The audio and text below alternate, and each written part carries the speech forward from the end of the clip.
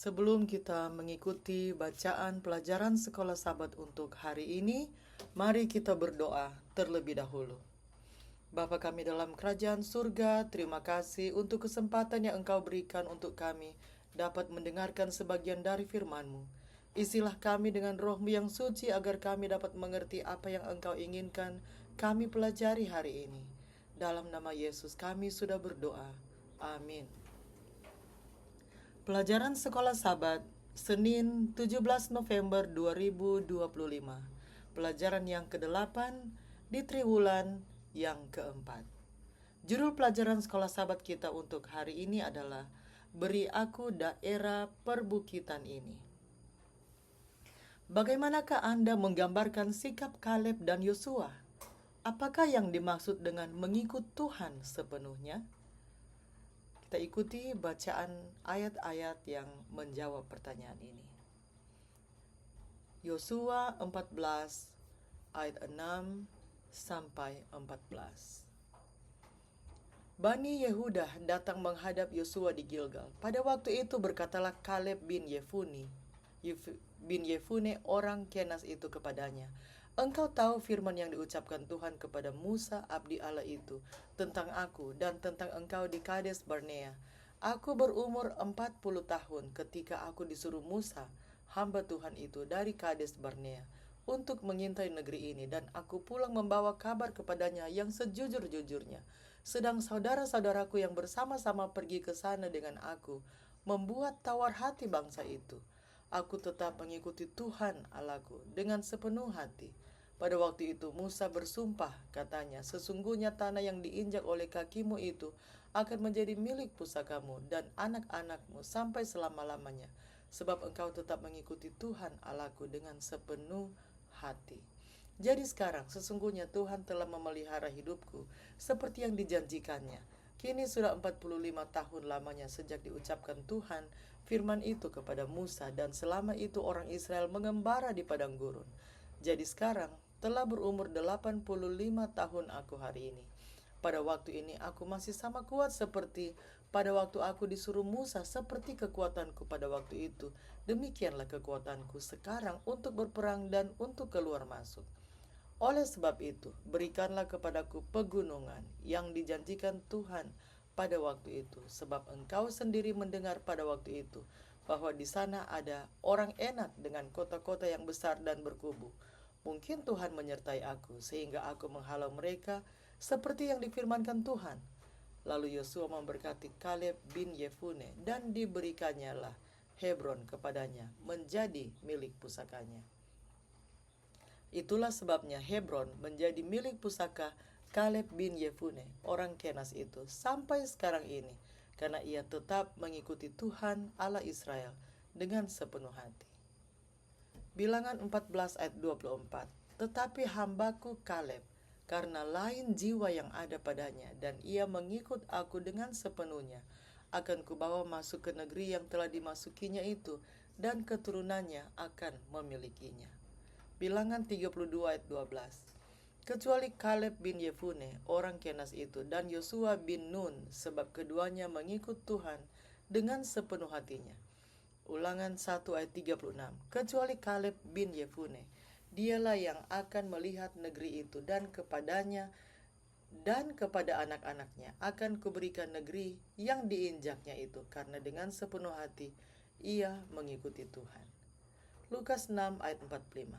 Orang yang baik mengeluarkan barang yang baik dari perbendaharaan hatinya yang baik, dan orang yang jahat mengeluarkan barang yang jahat dari perbendaharaannya yang jahat, karena yang diucapkan mulutnya meluap dari hatinya. Kaleb tidak pernah melupakan janji yang diberikan Tuhan kepadanya melalui Musa bahwa ia akan memasuki negeri yang telah diinjak kakinya. Bilangan 14 ayat 24. 40 tahun kemudian ia merujuk pada laporannya sendiri tentang negeri itu dengan kata, seperti yang ada di dalam hatiku. Yosua 14 ayat 7. Laporannya didasarkan pada keyakinannya bahwa dengan bimbingan dan pertolongan Tuhan, Israel akan dapat menaklukkan negeri itu. Berbeda dengan laporan dari 10 pengintai lainnya yang menimbulkan rasa takut di antara orang Israel. Kaleb menunjukkan kepercayaan dan komitmen yang sepenuh hati terhadap janji Tuhan. Frasa Ibrani yang secara harafiah berarti aku penuh mengikut Tuhan mungkin merupakan bentuk singkat dari ungkapan yang lebih panjang, hatiku sepenuhnya mengikut Tuhan, atau aku memenuhi hatiku untuk berjalan di belakang atau mengikuti Tuhan. Berbeda dengan orang lain yang berjalan mengikuti ilah-ilah asing dan yang tidak mengikuti Tuhan sepenuhnya. Hati Kaleb sepenuhnya didedikasikan kepada Tuhan. Ungkapan yang sama kemudian diulang 2 kali, menekankan kesetiaan Kaleb. Yosua 14 ayat 9 dan 14. Karakternya selaras dengan apa yang Tuhan sendiri sebut sebagai roh yang berbeda, yang membedakan Kaleb dengan ke-10 pengintai lainnya. Bahkan pada usia 85 tahun, dia terus menjadi teladan tentang apa yang dapat Tuhan capai melalui orang-orang yang hatinya sepenuhnya didedikasikan untuk dia dan tujuannya. Kaleb memahami bahwa wilayah yang akan dimiliki oleh setiap suku pada akhirnya berbanding lurus dengan sejauh mana mereka berani mengklaim janji-janji Tuhan dan seberapa banyak tanah yang bersedia mereka injak dengan iman. Janji-janji Tuhan tidak dapat dipenuhi dengan sendirinya, dalam arti bahwa janji-janji itu akan menjadi kenyataan walau berlawanan dengan kehendak kita. Sebaliknya, janji-janji itu membutuhkan iman yang disertai dengan tindakan yang tegas. Istilah Ibrani ulai mungkin dapat mengekspresikan rasa takut dan keraguan, tetapi biasanya kata ini menunjukkan pengharapan dan antisipasi bahwa sesuatu yang positif akan terjadi. Kompromi-kompromi kecil jenis apakah yang dapat menghalangi kita untuk mengikut Tuhan sepenuhnya? Kita akan ikuti lanjutan lagu tadi sebelum saya tutup dalam doa.